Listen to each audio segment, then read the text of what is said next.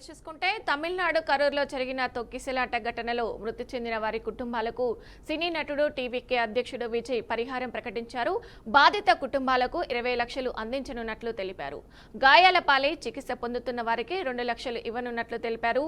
ఈ డబ్బు వారికి జరిగిన లోటును పూడ్చలేదని పేర్కొన్నారు. తమిళనాడు కరూర్లో జరిగిన తొక్కిసలాట ఘటనలో మృతి చెందిన వారి కుటుంబాలకు సినీ నటుడు టీవీకే అధ్యక్షుడు విజయ్ పరిహారం ప్రకటించారు. బాధిత కుటుంబాలకు 20 లక్షలు అందించనున్నట్లు తెలిపారు.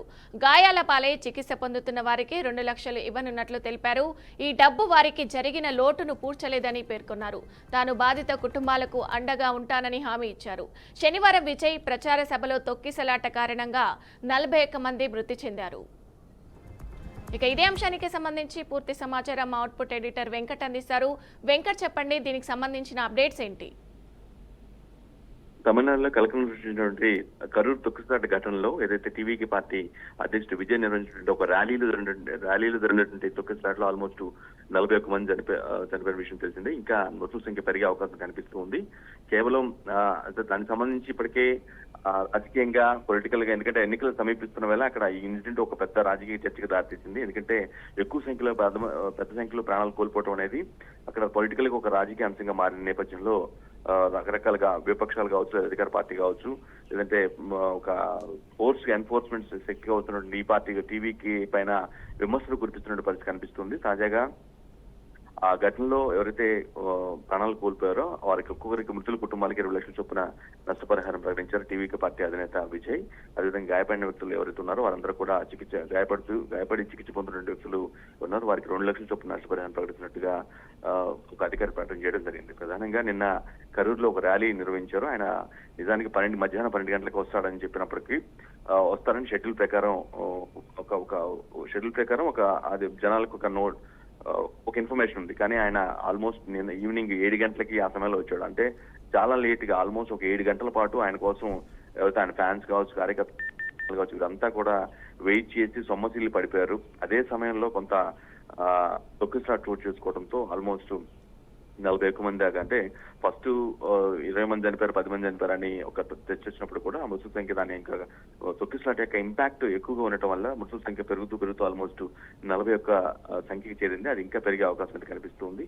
సో ఇప్పటికే అధికార పార్టీ డిఎంకే పార్టీ అధికార పార్టీ ఏదైతే ఉందో వాళ్ళు ఈ ఇన్సిడెంట్ ని కండెమ్ చేయడం జరిగింది. పూర్తిగా ఏదైతే టీవీకే పార్టీ నిర్వాహకులు ఎవరైతే ఉన్నారో ఆ పార్టీ అధినేత కావచ్చు, లేదంటే నా పార్టీ సీనియర్ లీడర్స్ కావచ్చు, వీరి యొక్క నిర్లక్ష్యం వల్ల ఇంతమంది ప్రాణాలు కోల్పోయాయంటూ చాలా స్పష్టమైనటువంటి కామెంట్స్ కూడా డిఎంకే పార్టీ అధికార పార్టీ చేయడం జరిగింది. మరోవైపు ఇన్వెస్టిగేషన్ లో భాగంగా టీవీకే పార్టీ ఎవరైతే నిర్వాహకులు ఎవరైతే ఉన్నారో వాళ్ళు క్లియర్ కట్ గా నిర్లక్ష్యం వహించడం వల్లే ఈ విధంగా జరిగిందని పోలీసులు ఒక కేసు కూడా ఫైల్ చేయడం జరిగింది. విజయ్తో పాటుగా ఆ పార్టీ ఎవరైతే ఆర్గనైజర్ ఉన్నారో ఆ పార్టీలో ఉన్నటువంటి ప్రచార కమిటీ ఆర్గనైజర్ ఎవరైతే ఉన్నారో వారి మీద కూడా కేసు నమోదు చేయడం జరిగింది. ఓ పక్క ఈ కేసు విచారణ జరుగుతుంది, మరో పక్క ఇక పొలిటికల్ గా ఒక స్ట్రోమ్ జరుగుతున్న పరిస్థితి కనిపిస్తుంది. ఎందుకంటే ఇంత పెద్ద స్టాంపీడ్ అనేది ఐ థింక్ తమిళనాడు చరిత్రలోనే మేబీ పెద్దదిగా భావిస్తున్నారు. ఇంతకు ముందు జరిగినప్పుడు కూడా ఈ స్థాయిలో ప్రాణాలు కోల్పోయిన పరిస్థితులు లేవు. కాబట్టి ఇది ఖచ్చితంగా ఎలక్షన్స్ ముందు జరిగిన ఇన్సిడెంట్ కావడంతో దీనికి బాధ్యులు ఎవరు, నిజంగానే కంప్లీట్ గా టీవీకే పార్టీ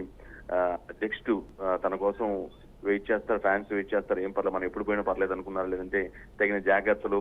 నిజానికి ఆ ర్యాలీకి ఎస్టిమేషన్ పార్టీ నిర్వాహకులు మహాఘనంగా అయితే ఒక 20,000 లేదంటే 50,000 వరకు వస్తారని ఇచ్చారు. కానీ అంతకు మించి ఆల్మోస్ట్ 1,00,000కు పైన జనం వచ్చారనేది ఒక వార్త వినిపిస్తూ ఉంది. అది అఫీషియల్ గా ఇంకా నిర్ధారణ అవ్వలేదు. బట్ జనం అనుకున్న దాన్ని బట్టి అయితే, అంటే తమిళనాడులో జరుగుతున్న చర్చ ప్రకారం అయితే ఒక 10-15 వేల మందికి పర్మిషన్ తీసుకున్నారు ఆ ర్యాలీకి సంబంధించి. కానీ పరిమితికి జనం వచ్చారు. ఆ ఆర్గనైజర్స్ ఎవరుతున్నారు, ఆ పార్టీకి సంబంధించిన వ్యక్తులు ఎవరుతున్నారు, వారందరూ కూడా సరిగా వారిని అంటే మొబిలైజ్ చేసి తీసుకొచ్చారా, లేదంటే వాళ్ళు స్వచ్ఛందంగా వచ్చిన వ్యక్తుల్ని ఒక సేఫ్ గా ఉంచలేకపోయారా, అంటే వారికి ఒక గైడింగ్ చేయకపోవడం కానీ, లేదంటేనేమో బ్యారికేడ్స్ ఏర్పాటు చేసి ఒక లిమిటెడ్ గా అంటే తొక్కిసలాట ఘటన చోటు చేసుకోకుండా ఉండేందుకు తీసుకోవాల్సిన జాగ్రత్తలు మొత్తం కూడా తీసుకోకుండా నిర్లక్ష్యంగా వ్యవహరించారా అనే ప్రాస్పెక్ట్ లో ఎక్కువ చర్చ కొనసాగుతుంది. ఇక మరో ప్రధాన ప్రతిపక్షం ఏదైతే ఉందో ఏఐడిఎంకి చెందినటువంటి కీలక నేత మాజీ ముఖ్యమంత్రి